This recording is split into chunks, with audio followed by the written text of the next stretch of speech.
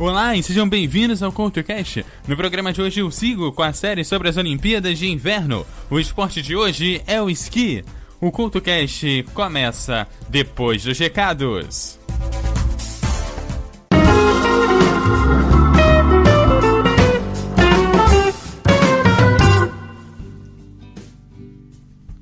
Olá, está no ar a zona de recados aqui do CoutoCast. Na zona de recados de hoje, eu quero te lembrar que as palestras do primeiro seminário de podcast do Espírito Santo já estão lá no www.eduardocoutorj.wordpress.com.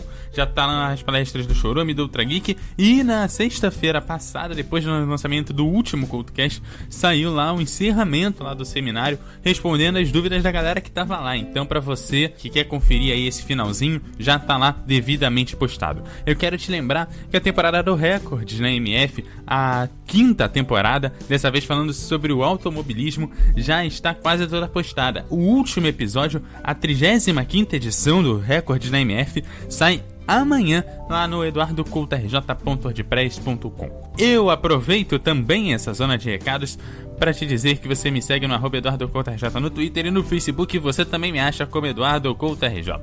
Bom, as Olimpíadas de Inverno estão quase chegando, faltam aí um pouco mais de 2 meses, elas começam no dia 8 de fevereiro, então tá na hora de a gente seguir com mais um programa sobre as Olimpíadas de Inverno. O esporte de hoje é o esqui, o CoutoCast começa agora!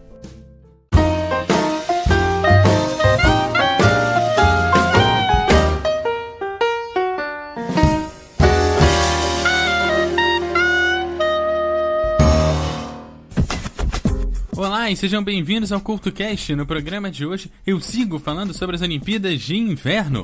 O esporte de hoje é o esqui, que tem sua modalidade com o nome descendente do material esportivo utilizado para praticá-lo. Geralmente usado em pares, os esquis são cada uma das pranchas, para facilitar o desempenho sobre a neve ou a água. Originalmente eram de madeira, mas hoje são feitos de material sintético. Por extensão, os esportes que utilizam tal equipamento também são chamados de esqui. Embora seja mais relacionado ao esporte de inverno, há também o esqui aquático. Na prática esportiva na neve, normalmente utilizam-se 2 esquis, um preso em cada pé, junto com 2 bastões, um para cada mão. O controle dos esquis é feito pela utilização de botas de esquis, que são presas a eles por fixações que se soltam apenas em caso de impacto. O capacete é por vezes utilizado para proteção contra impactos com a neve, com outros esquiadores, com obstáculos e até mesmo para melhorar a aerodinâmica. Os primeiros esquis estão em desenhos feitos em rocha, de 4.000 a 5.000 anos na Noruega. Esses desenhos retratam um homem em esquis segurando um pedaço de pau. Os restos de esquis também foram encontrados em Holcim, na Suíça, e têm idade de cerca de 4.000 a 5.000 anos. Na Rússia, há registro de cerca de 6.000 anos. Gravações antigas mencionam os chamados Iserintifins, ou andarilho de esqui. Outras fontes de história dizem que os esquis datam da remota data de 2000 a.C., quando tribos antigas podem ter produzido uma placa de esqui feita de pele de animal. Durante o século XVII, o barão de Valvassó escreveu relatos sobre as atividades de esqui na neve na Eslovênia. Na época, esquis foram utilizados pelos militares, que consequentemente aceleraram seu desempenho e a sua propagação. Os militares noruegueses tiveram competições de esqui na neve a partir da década de 1670. E a primeira corrida de esqui conhecida praticada por civis ocorreu em 1843 na Noruega. Os esquis foram utilizados nos Campos de Ouro de Serra Nevada em 1850 e mais tarde para transportar correio entre o estado de Nevada e a Califórnia em 1856, cruzando 94 milhas em 4 dias. Corridas de esqui alpino com velocidade de até 90 milhas por hora foram organizadas entre os concorrentes de campos de mineração em 1857. Um dos pioneiros, Sondre Mohen, conhecido como pai do esqui moderno, inventou equipamentos e técnicas que levaram o esqui moderno ao que vemos hoje. Tendo crescido em campos agrícolas, Mohen inventou um tipo de trava chamada de binding, que possibilita aos esquiadores esquiar na neve sem o risco de perder os seus patins. Em 1870, ele introduziu o esqui curto, curvado e flexível, por ele talhado, a fim de permitir virar de modo mais fácil na neve macia. Noen, com a idade de 43 anos, passou a se tornar o vencedor da primeira competição norueguesa de esqui na neve. Ele pode até realmente não ter inventado quase nada, já que há pouca evidência para provar que ele realmente fez, e existem registros históricos anteriores a eles da maioria das invenções atribuídas a ele. A história de Noen como pai do esqui moderno foi construído principalmente pela Noruega a partir da década de 1930, e especialmente com a conexão com os Jogos Olímpicos de Inverno de Oslo em 1952.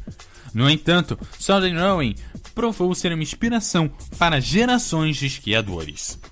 Em 1880, o inglês William Cecil Slingsby ajudou a inspirar o esqui alpino, depois da sua travessia de Case Pass a 1.550 metros de altura, na Noruega, com os seus esquis. Apesar de muitos anos mais tarde, em 1888, o norueguês Fridtjof Nansen fez a sua primeira travessia da Groenlândia, viajando de leste a oeste em esqui de neve. Um relatório sobre a sua expedição despertou grande interesse de esqui na Europa e nos Estados Unidos, bem como a criação de um herói nacional norueguês. A partir de então, o esqui apareceu regularmente nas notícias e logo foi adotado como um passatempo e um esporte pelas classes ricas da Europa, bem como passou a ser adotado pelo exército em vários países. Em 1924, os primeiros Jogos Olímpicos de Inverno na França conseguiram introduzir a primeira modalidade de esqui, o esqui nórdico, que era uma modalidade muito mais estabelecida do esqui na época. A crescente importância do esqui alpino resultou na introdução deste nos Jogos Olímpicos de 1936 na Alemanha. Nesse mesmo ano, John Fly escreveu no livro The History of Modern Ski que o telégrafo, que foi inventado nos Estados Unidos, revolucionou o esqui na neve como uma atividade recreativa, principalmente pela facilidade de contato que tornou-se cada vez mais fácil a partir do telégrafo. Fly tornou-se presidente do International Ski History Association e explicou que o passatempo de esqui cresceu rapidamente entre os anos de 1955 e 1965. Segundo ele, tornou-se muito mais acessível para as pessoas. O esqui de metal, inventado no início dos anos de 1950, tornou-se um esporte mais fácil para os esquiadores recreativos. E na década de 1960 veio a bota de plástico, uma vez que havia um monte de desvantagens para a bota de couro. Todos esses avanços resultaram na facilidade de uso e controle nas pistas. Daqui a pouco eu vou falar do esqui propriamente dito e também vou falar das botas e dos bindings.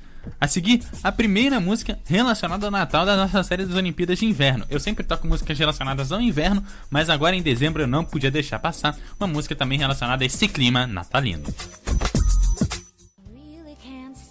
Baby, it's cold outside. I gotta go away. Baby, it's cold outside.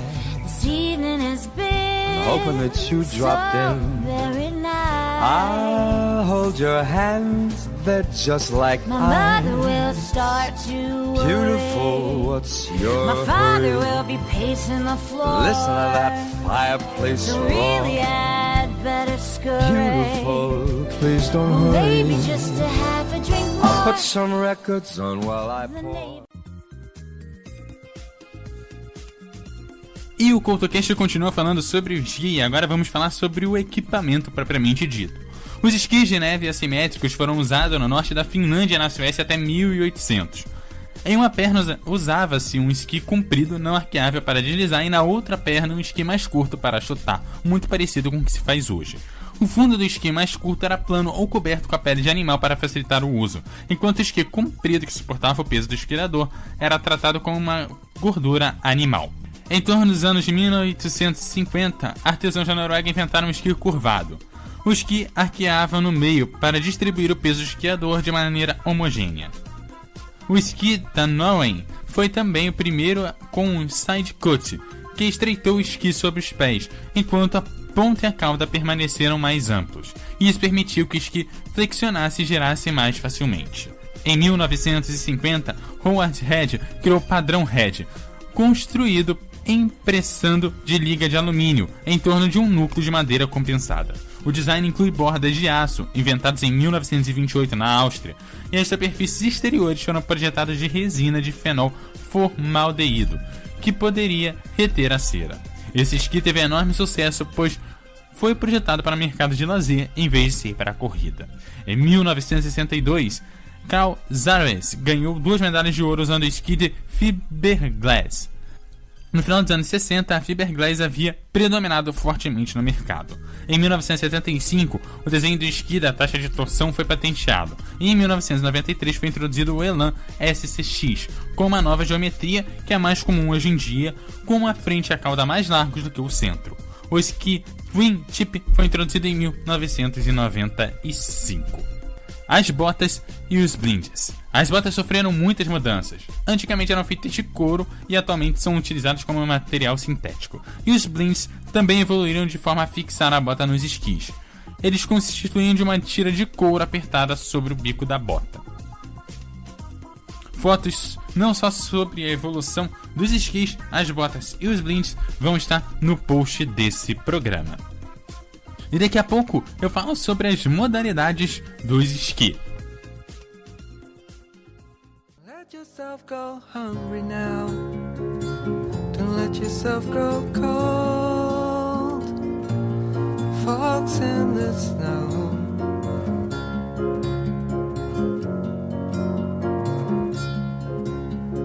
Girl in the snow. Where do you go to find someone who will do? Tell someone all the truth before it kills you. Listen to your crazy laugh before you hang a right and disappear from sight.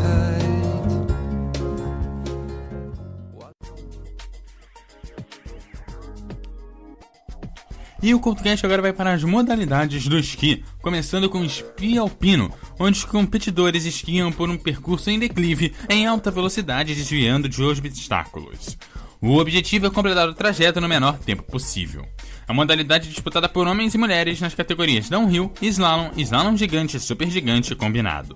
Além disso, existe um espaço de passagem obrigatória e é justamente esse espaço que diferencia o esqui alpino das demais categorias de esqui. No downhill, elas são mais distantes, permitindo atingir velocidades de 120 km por hora. Já no slalom super gigante e no slalom gigante no slalom, essa distância é menor respectivamente, o que vai aumentando a dificuldade do competidor. O esqui alpino é o esporte dos Jogos Olímpicos de Inverno desde 1936. Agora passando cada uma das disciplinas do esqui alpino, começando com downhill. É uma corrida que inclui uma variedade de curvas desafiadoras, assim como saltos e fases de deslize em que os esquiadores atingem as velocidades máximas de todas as disciplinas do esqui alpino. Slalom super gigante ou Super G, uma corrida de alta velocidade com curvas largas, disputada em uma única mão ou numa única corrida. Inclui também fases de salto e de deslize. O slalom gigante, competição que tem o objetivo de atingir os melhores tempos em duas mãos ou duas corridas em pistas diferentes. É uma disciplina que requer viragens precisas. O slalom é realizado em dois percursos diferentes, onde os tempos são combinados e exige uma extrema agilidade e equilíbrio do atleta. Combinado. As provas alpinas de combinado testam a habilidade do competidor nas provas de downhill e slalom, onde no final se conjugam os dois tempos. Agora, o esqui cross country é um esporte de inverno criado ainda no século XVIII, onde os competidores percorrem grandes distâncias, com o objetivo de completar no menor tempo possível. É realizado em terrenos planos, ondulados, bem diferente do esqui alpino que é praticado nas encostas íngremes de montanhas. O esqui cross country faz parte da família do esqui nórdico, porque esse acabou se originando lá nos países nórdicos. Outras modalidades de esqui nórdico incluem também as porções de corta-mato, que é o biatlo e o combinado nórdico.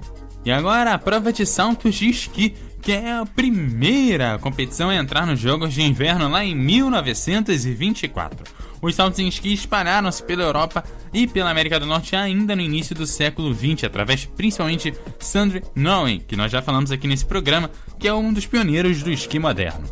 As pistas de salto são classificadas de acordo com a distância que os esquiadores percorrem no ar e têm especificações quanto à área de largada, a curvatura e a área de decolagem. Cada salto é avaliado de acordo com a distância percorrida e o estilo executado. A pontuação da distância está relacionada ao Key Point, linha desenhada na área de pouso, alguns metros antes do fim da colina, e que serve como referencial para os saltos. A pontuação de cada juiz avalia o estilo e pode alcançar um máximo de 20 pontos, sendo descontados pontos em caso de erros, imprecisões ou imperfeições na decolagem, no voo ou no pouso. A técnica dos saltos evoluiu com o decorrer dos anos, passando de saltos com esquis paralelos e o corpo curvado para frente, até o quadril e os braços estendidos para frente, até os saltos com esquis em formato V, o corpo inteiramente curvado para frente e os braços estendidos para trás. O esporte era majoritariamente masculino durante muitas décadas, e o salto em esqui começou a ter uma grande participação feminina na década de 1990, mas a grande competição oficial realizada pela Federação Internacional de Esqui só ocorreu em 1998 na Suíça. Os eventos femininos foram incluídos no Campeonato Mundial de Esqui Nórdico em 2009 e na Copa do Mundo em 2011. Teve uma tentativa frustrada de inclusão nos Jogos Olímpicos de Inverno de 2010, mas as mulheres participaram pela primeira vez em 2014 nos Jogos Olímpicos de Sochi, na Rússia. E agora a música que encerra essa fase de músicas de inverno aqui da série das Olimpíadas de Inverno. Eu falo de Demi Lovato com Stone Cold.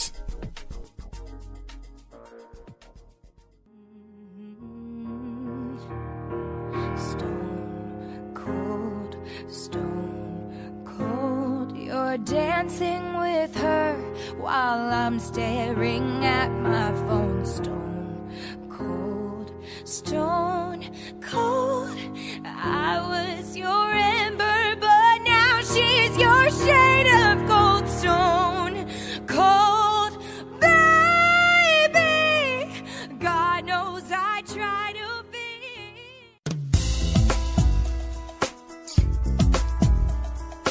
E esse foi mais um CoutoCast. Eu te lembro que dessa série das Olimpíadas de Inverno tem mais um programa, o programa pré-olímpico, onde eu vou te contar os detalhes da Olimpíada que vai acontecer em Pyongyang, na Coreia do Norte, em fevereiro. O programa sai no finalzinho aí de janeiro. Eu te lembro também que você me segue no @EduardoCoutoRJ no Twitter e no Facebook, e você também me acha como EduardoCoutoRJ.